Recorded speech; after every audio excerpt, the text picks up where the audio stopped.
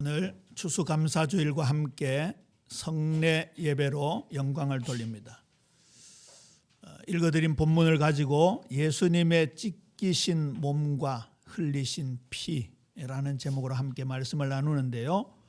뒤에 더 있는 제목을 생략했습니다마는 기념하라 또 기억하라 그런 의미를 가지고 있습니다. 오늘 예수님의 찢기신 살, 그 찢기신 몸을 상징하는 떡을 나누고 또 흘리신 보혈을 상징하는 잔을 나눕니다. 그런데 꼭 전제해야 될 내용이 오늘 서론에 있습니다. 요한복음 1장 1절에 예수님은 하나님이시라고 말씀하고 있습니다. 태초에 말씀이 계시니라. 이 말씀이 하나님과 함께 계셨으니 이 말씀은 곧 하나님이시니라. 그 하나님이 우리 가운데 육신을 가진 사람의 모양으로 나타나셨습니다. 그걸 성육신이라고 하죠. 하나님의 영원한 법은 피 흘림이 없은즉 사함이 없느니라 말씀에 맞게 우리 주님 예수님이 피를 흘리시기 위해서 사람의 몸을 입으셔야 합니다. 말씀이 육신이 되어 우리 가운데 거하심에 우리가 그의 영광을 보니 아버지의 독생자의 영광이요 은혜와 진리가 충만하더라. 창조주 하나님이신 예수님이 사람의 몸을 입고 우리 가운데 오셔서 우리를 위하여 모든 것을 내어주시고 몸 찢기시고 피 흘리신 그 주님을 영원토록 기억하는 은혜가 충만하게 되기를 주님의 이름으로 권면합니다. 그 예수님은 하늘 영광을 버리고 이 땅에 오셨습니다. 빌립보서 2장 5절에서 11절이 그 말씀을 기록하고 있는데 그 중에 8절입니다. 사람의 모양으로 나타나사 자기를 낮추시고 죽기까지 복종하셨으니 곧 십자가에 죽으심이라. 자, 예수님께서 이렇게 우리 가운데 육신을 입고 오셔서 우리를 위하여 몸 찢으시고 피를 다 쏟으신 그 이유가 어디에 있을까요? 저는 로마서 3장 8장 3절 4절을 읽으면서 그 예수님께서 우리 가운데 오신 정확한 목적을 보면서 얼마나 감사했는지 모릅니다. 우리 로마서 8장 3절 4절 함께 읽을까요? 시작.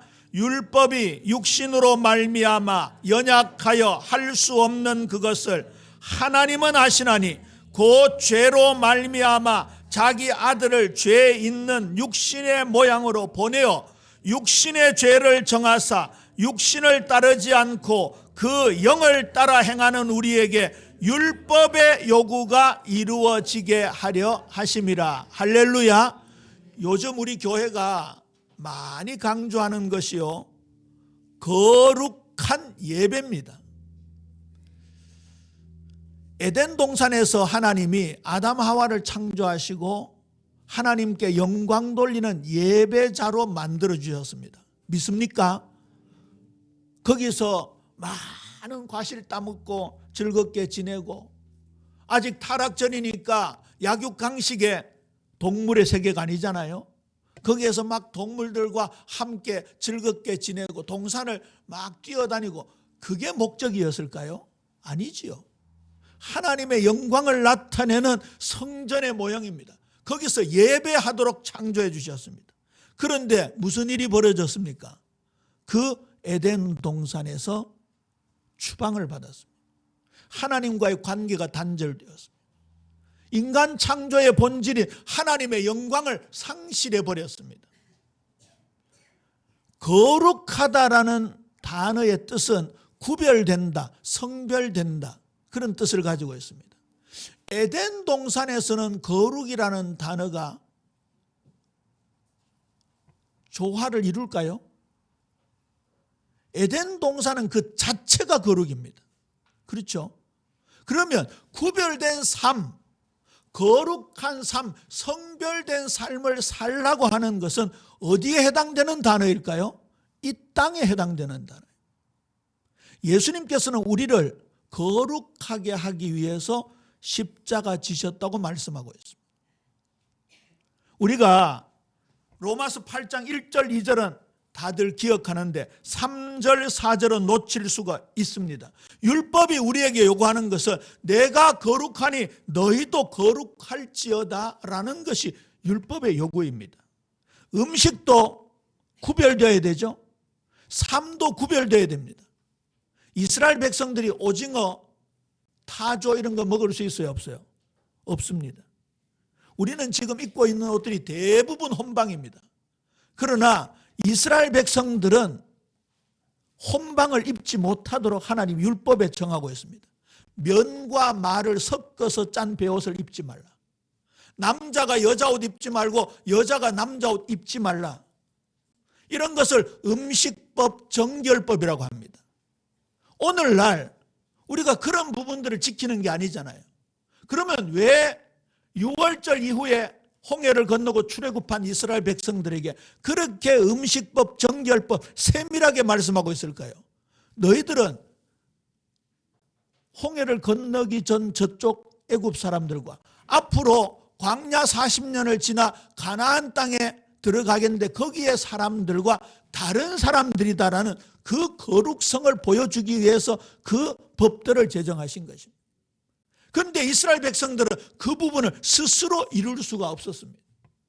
예수님께서 이 땅에 오셔서 6월절 어린 양으로 그리고 십자가에서 몸이 찢기시고 그의 피를 다 쏟으심으로 말미암아 이 율법의 요구인 거룩함을 저와 여러분에게 허락하신 줄로 믿습니까?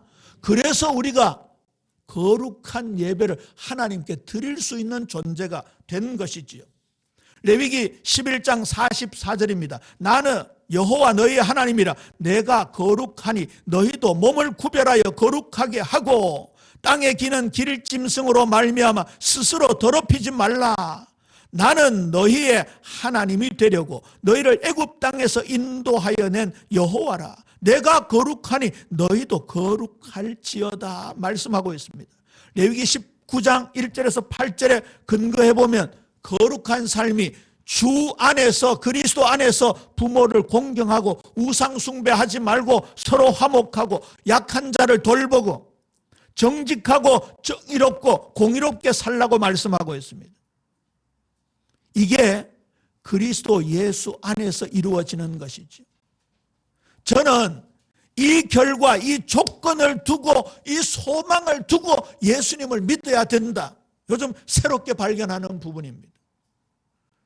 우리가 죄 용서 받고 지옥의 불구덩이에서 빠져나와 가지고 이제 우리는 죽으면 하나님의 생명을 받았으니까 영원히 죽지 않는 천당에 간다. 그 말도 맞지만 하나님은 분명히 애굽과 다른 삶, 가나안과 다른 삶을 살라고 우리를 구별시켜 주신 것이다.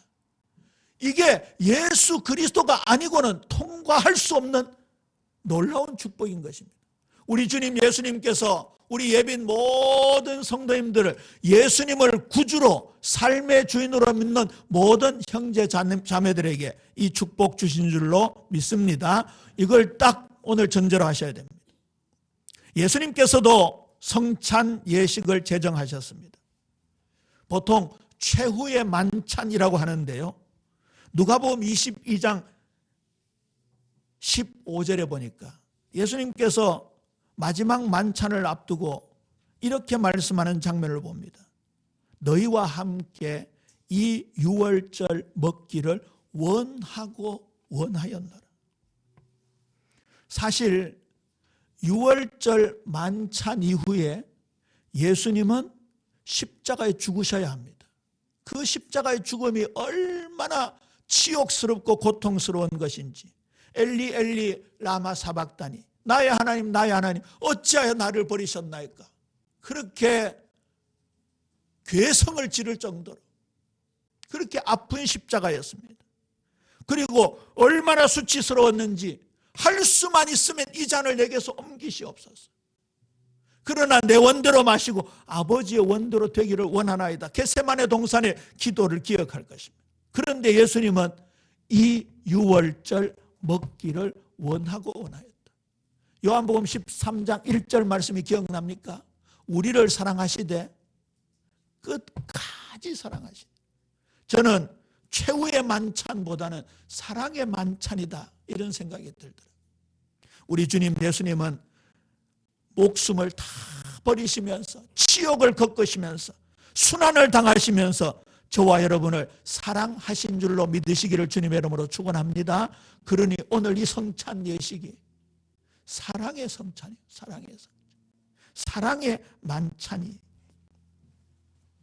받아 먹으라. 이것은 너희를 위하여 주는 내 몸이니라. 받아 마시라. 이 잔은 내 피로 세우는 새 언약이니라. 그렇기 때문에 성찬은 인간들끼리 먹고 마시는 행사가 아닙니다. 예수님께서 자신의 살과 피를 희생제물로 바친 사건을 기념하는 엄숙하고 거룩한 예식이요 예배인 것입니다. 아까도 우리 헌신의 찬송을 많이 불렀습니다만 이제 주님을 위하여 믿음으로 신실하게 충성하며 살아가는 각오를 다지는 그런 또 성찬의 예식이 되어야 될 것입니다. 자, 오늘 본문은 바울이 이 예수님의 성찬 예식을 계시로 전달받은 이후에 이렇게 지금 선포하고 있죠. 내가 너희에게 전한 것은 주께 받은 것이니 곧 주 예수께서 잡히시던 밤에 떡을 가지사 축사하시고. 그동안 이 고린도전서 11장 이 성찬 예식의 본문을 택할 때 23절에서 26절 이 말씀을 딱 떼서 보통 많이 말씀을 전했습니다만은 왜 바울이 23절에 강한 어조로 내가 전한 내용은 이것이다 이렇게 말씀했을까? 그러면 우리 11장 전체를 한번 살펴봐야 되겠죠? 11장만 살펴보는 것이 아니라 고린도전서 전체를 살펴봐야 되겠죠? 왜 이 말씀을 강조하면서 기록하고 있는가? 사실 많은 서신들이 보면 그 수신하는 교회 성도들을 칭찬하는 내용으로 굉장히 줄을 이루고 있습니다. 대표적인 게 데살로니가 전서죠. 데살로니가 전서에 보면 너희들의 믿음과 소망의 사랑의 그 놀라운 역사가 내게 들려서 너무 감사하다 이런 내용이 있고, 빌립보 교회 성도들은 너희들이 몸을 다하여 생을 다하여 선경금을 보내줘 너무 감사하다, 그게 향기로운 예물이 된다, 그렇게 칭찬을 했는데 고린도전서, 고린도후서는 그렇지 않습니다. 굉장히 책망하고 권면하는 내용으로 가득 차 있습니다. 고린도 교회에는 큰 분쟁이 있었습니다. 나는 아볼로파다, 나는 게바파다, 아니다 나는 바울파다, 이도 저도 싫다, 나는 그리스도파다. 오늘 본문 좌우로도 보면 전으로도 보면 그런 내용이 나오죠. 거기에 대해서 바울은 고린도전서 1장 13절에서 이렇게 답을 주고 있습니다. 그리스도께서 어찌 나뉘었느냐? 바울이 너희를 위하여 십자가에 못 박혔으며 바울의 이름으로 너희가 세례를 받았느냐? 그리스도가 너희를 위하여 십자가에 못 박혀 죽으셨다. 그거 붙잡으라. 그렇게 말씀하고 있습니다. 오늘 우리 장로님께서 이 강단에서 복음이 선포되기를 원한다 말씀하셨는데, 우리 예비교회 성도들 간에 또 가족들 간에 어떤 분파, 파당, 싸움이 있다고 한다면, 갈등이 있다고 한다면 인간적인 방법으로 해결이 아니라 예수 그리스도의 십자가의 화목으로 해결돼야 될 줄로 믿습니까? 그게 복음의 능력입니다. 이 고린도 지역에는 당시에 헬라 사람들, 그리스 사람들을 말하죠. 그리고 흩어져 있는 유대인들이 서로 섞여서 살고 있었습니다. 고린도 교회 성도들에게 도전해오는 세력 중에 하나가 헬라 철학, 그리스 철학이었습니다. 이 그리스 사람들은 굉장한 지혜를 구했습니다. 사실 그게 엉터리 지혜지만 사람의 지혜를 구했습니다. 또 유대인들은 표적을 구했습니다. 거기에 바울은 이렇게 답을 하고 있습니다. 고린도전서 1장 24절입니다. 우리 이 말씀은 함께 읽을까요? 시작. 오직 부르심을 받은 자들에게는 유대인이나 헬라인이나 그리스도는 하나님의 능력이요 하나님의 지혜니라. 할렐루야. 우리도 표적을 구할 때가 있습니다. 우리도 세상의 지혜를 구할 때가 있습니다. 그렇죠. 얼마나 물질 문명에다가 이론 사상이 이념이 넘치고 있는지요. 우리가 거기에 노출되어 있습니다. 그래서 그것을 따라갈 수가 있습니다. 그런데 진정한 지혜는 그리스도 예수 안에 있는 하나님의 지혜다 그 말이죠. 어리석은 자는 그 마음에 이르기를 하나님이 없다 하느니라. 여호와를 경외하는 것이 지식의 근본인 줄로 믿습니까? 그 믿음을 우리가 가져야 됩니다. 능력도 마찬가지입니다. 우리 일전에 나사로가 죽었다 살아난 거 우리 함께 나누었지만, 나사로가 죽었다 살아나면 그걸 본 사람들 예수님 믿어야 되잖아요. 와, 이분이 진짜 메시아구나 믿어야 되잖아요. 그런데 믿는 사람들도 있었지만 안 믿는 사람들이 더 많았습니다. 심지어 종교 지도자들이라고 하는 제사장, 바리새인, 서기관들은 예수님을 죽이려고 달려들었어요. 예수님께서 창조적 능력으로 기적을 베풀고 병든 자를 고치고 죽은 자를 살리니까 그 예수님을 따라다니는 사람들이 능력을 구했습니다. 표적을 구했습니다. 그런데 바울은, 하나님은 그게 중요한 게 아니다. 우리 어른들 기억날 거예요. 아주 오래전에 할렐루야 기도원의 김계화 원장, 그 손톱으로 막 몸을 긁어가 암을 끄집어낸다면서 그때 전국에서 얼마나 많은 사람들이 모였습니까? 그 할렐루야 기도원에 모인 사람들이 기독교인이 많을까요? 불교인이 많을까요? 기독교인이 훨씬 더 많습니다. 아예 이름이 할렐루야 기도원입니다. 그런데 지금 어떻게 됐습니까? 그것이 알고 싶다 나가 쪽 다 팔리고 역사의 뒤안길로 사라져버렸어요. 그게 능력인 줄로 착각하고 그게 표적인 줄로 착각하고 그게 신앙인 줄로 착각하는 것에서 벗어나라. 예수님을 통해서 너희들이 하나님 만난 것, 하나님이 너희들의 아버지가 되고 오늘 말씀 나오잖아요. 너희는 나의 백성이라 하나님이 주가 되시고 왕이 되시는 것, 그게 우리에게 진정한 표적이다 그 말입니다. 오늘 고린도 말씀을 전체적으로 간략하게 살펴봅니다만, 고린도서서 3장 16절 우리 많이 외우고 받았던 말씀 아닙니까?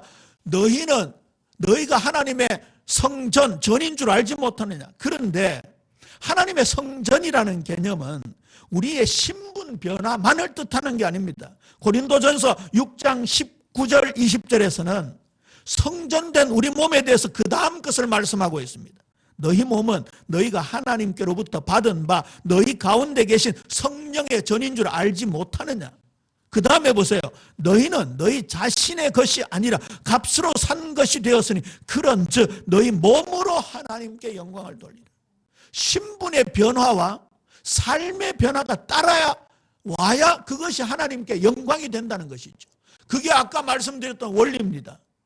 우리가 거룩을 회복해서, 그렇죠, 창조의 본질을 회복해서 애굽의 세속적인 것들, 그 애굽에서 경험했던 나일강 신, 개구리도 신이었습니다. 다산의 상징. 그리고 마지막에 태양신, 그런 것들로 가득 차 있던 것들 고리를 끊어버려요. 가나안에 들어갔을 때도 얼마나 많은 우상들이 있었습니까? 그걸 끊어버리고 오직 여호와 하나님만 바라보고 에덴 동산에서 아담이 하나님께 찬양 영광 돌렸던 그거 회복하라 그 말 아닙니까? 그렇다고 한다면 오늘날 이 세상을 살고 있는 저와 여러분들은 무엇을 끊어내야 합니까? 세속의 것들이 너무너무 우리를 많이 감싸고 있어요. 그 내용은 오늘 2부에서 함께 나누지. 그리고 7장에서부터 10장에 보면 결혼생활, 가정생활, 남녀의 관계, 당시에 우상 숭배하고 남았던 재물이 시장통에 나왔는데 그것을 반찬으로 사서 먹는 그런 식사 문제, 그리고 방종 등에 대한 권면을 십자가 복음의 능력으로 바울이 말씀하고 있지. 자, 오늘 성찬식을 해야 되니까요. 본문으로 돌아옵니다. 고린도전서 11장 1절입니다. 우리 교회에서 행하는 성찬식의 참된 의미에 저는 11장 1절 말씀이 굉장히 중요한 출발 근본이라고 생각합니다. 우리 함께 읽을까요? 고린도전서 11장 1절 시작. 내가 그리스도를 본받는 자가 된 것 같이 너희는 나를 본받는 자가 되라. 한동안 그 말씀 많이 드렸죠. 관념적인 신앙은 참 신앙이 아니라고요. 구원의 길을 그려놓고 기계적으로 요식적으로 따라하는 것이 진정한 믿음이 아니라고요. 진정한 믿음은 뭐라고요? 예수님의 삶 자체가 나의 삶이 되는 것. 내 생활 속에 예수님이 지배하는 것, 주인이 되시는 것. 그래서 바울은 내가 그리스도를 본받은 것처럼 너희를 나를 본받는 자가 되라. 성찬 예식의 진짜 의미입니다. 성찬 예식의 참된 의미를 말씀하기 위해서 지금 11장 1절의 말씀을 가지고 바울이 지금 빌드업을 해나가고 있는 거예요. 이 말씀 잘 들어보라 그 말입니다. 3절에 보면 성경이 말씀하는 남자와 여자의 관계가 나옵니다. 그러나 나는 너희가 알기를 원하노니 각 남자의 머리는 그리스도요, 여자의 머리는 남자요, 그리스도의 머리는 하나님이시라. 일단 오늘 주일 일부 본문이 고린도전서 11장이잖아요. 집에 가셔서 11장을 이 관점에서 보셔야 됩니다. 제가 내일부터 리딩 지저스 참여합니다만 그리스도의 관점으로 성경 전체를 읽자. 그 체험하신 목사님들의 간증을 들어봤는데 그냥 우직하게 성도들에게 그리스도의 관점으로 성경을 읽히자. 그 내용이 주를 이루더라고요. 오늘 아침에도 어느 목사님의 간증을 들어봤습니다만 탈북민 사역하는 목사님이신데 그 어려운 탈북민들을 어떻게 양육을 시키느냐 하니까 무조건 성경을 읽히고 기도하게 그렇게 시킨대요.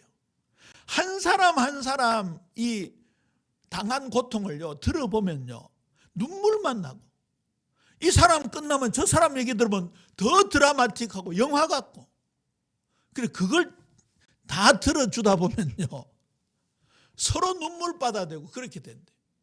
그래서 목사님이 그거 들어주다가는 끝이 없겠다 싶어가지고 이 사람들 다른 생각 안 들도록 성경 읽혔는데 그 하나님의 말씀 속에 역사가 일어난다는 거죠.